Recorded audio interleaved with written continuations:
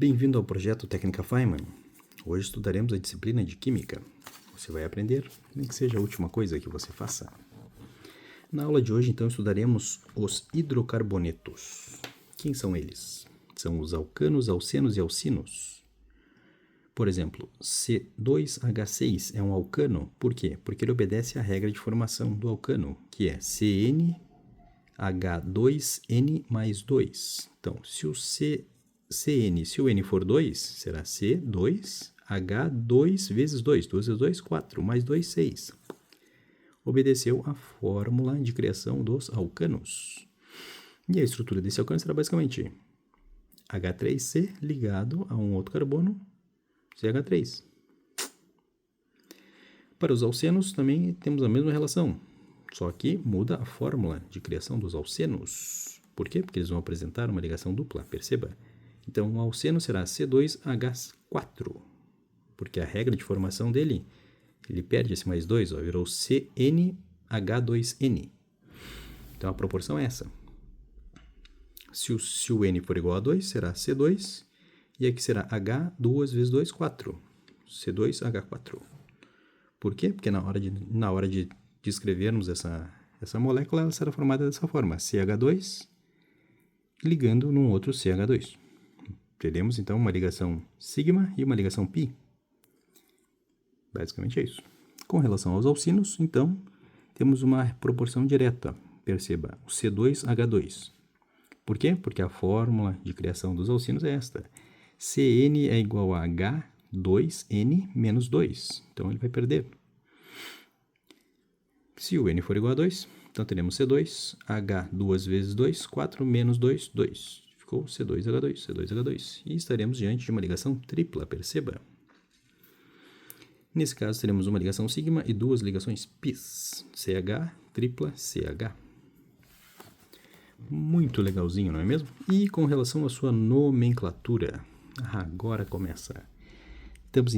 Precisamos compreender, então, que existe o MET, o ET, o PROP e o BUT.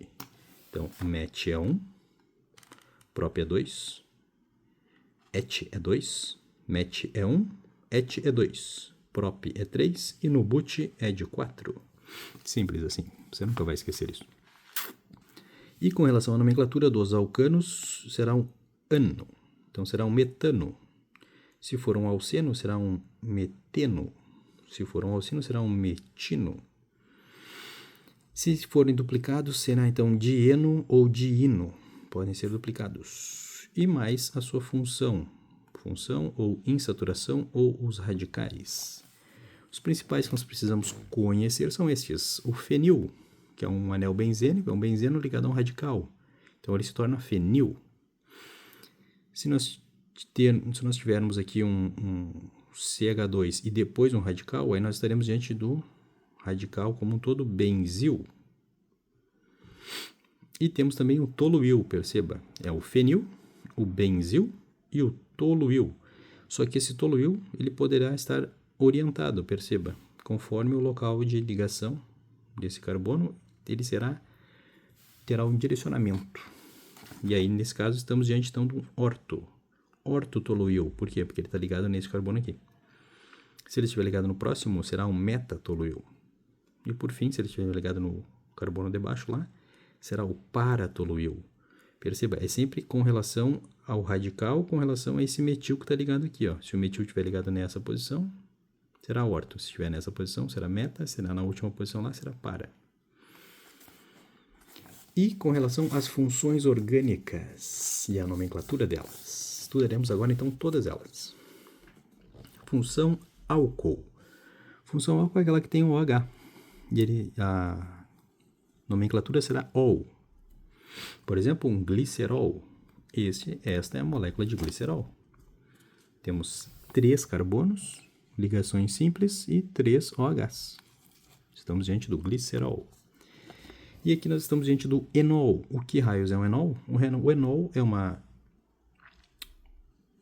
função orgânica instável, pois ele tende a perder essa dupla ligação aqui, mas é basicamente como se fosse um álcool com uma ligação dupla. E por isso ele é instável. Temos ainda o fenol, fenol lá é o anel benzênico ligado num OH. Então, quando ele está ligado no OH, ele é conhecido como fenol. Se não tiver OH, ele é um benzeno.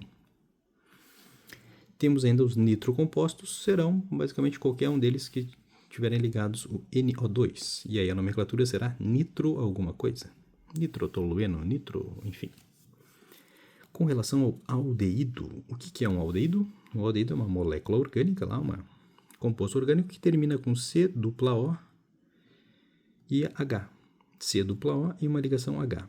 E ele será, então, a terminação dele será AL. Metanal, enfim. O ácido carboxílico é bastante similar, perceba. Também apresenta o C dupla O, só que dessa vez terá um OH ligado embaixo e não mais um H. E aí nós estaremos diante de um ácido carboxílico. E aí a nomenclatura será ácido oico, ácido metanoico e assim por diante.